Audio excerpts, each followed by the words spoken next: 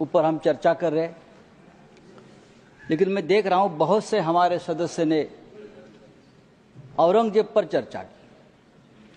क्या दिन आए हैं कि इस सदन में, इस उच्च सदन में औरंगजेब के ऊपर लोग चर्चा कर रहे हैं, और उसके लिए मैं मानता हूं जिम्मेदार सर हमारा गृह मंत्रालय है। अगर समय रहते 3 मिनट तो मेरे पास है, वो तो मुझे बोलने दीजिए। अगर गृह मंत्रालय ने, देश के गृह मंत्रालय ने ऐसी जो ताकतें हैं, जो बार बार इस देश में औरंगजेब का नाम लेकर इस देश में अस्थिरता पैदा करने की कोशिश की, उसमें कुछ लोग ऐसे हैं जो महाराष्ट्र में मंत्री है, जो केंद्र में उच्च पदों पर है, तो उनको अगर हम रोके नहीं तो ये देश एक नहीं रहेगा, ये देश अखंड नहीं रहेगा।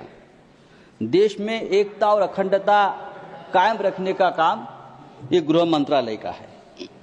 लेकिन मैं देखता हूं सर, कुछ सालों से इस देश को पुलिस स्टेट बना दिया है, पुलिस स्टेट।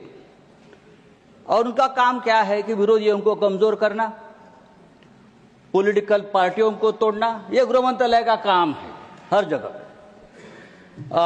एमपी विधायक उनको खरीदने के लिए पुलिस की मदद देना। अगर ये हो जाएगा तो जो असली काम है गृह मंत्रालय का, लॉ एंड ऑर्डर, देश को एक रखना, सुरक्षा रखना, एक मणिपुर कल तक जल रहा था, लेकिन अब महाराष्ट्र को भी जला दिया, महाराष्ट्र को जला दिया। नई लाशें बिछाने के लिए गड़े मुर्दे आपने उखाड़ दिए, नई लाशें बिछाने के लिए आपने गड़े मुर्दे उखाड़ दिए, और वो भी औरंगजेब के नाम पर।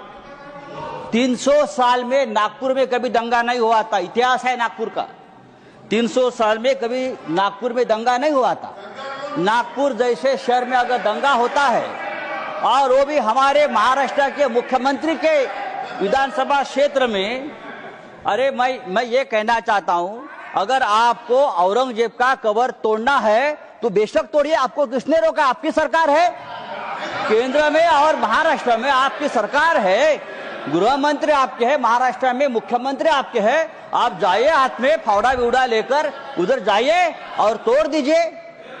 लेकिन आपके बच्चों को भेजो, हमारे बच्चों को मत भेजना। आपके बच्चे विदेश में पढ़ रहे, आपके बच्चे विदेश में काम कर रहे, और जो गरीब बेरोजगार बच्चे हैं उनका आप दिमाग संजय राउत जी भाषण समाप्त लगा दिया है। सर मैं कहता हूं ये इस प्रकार का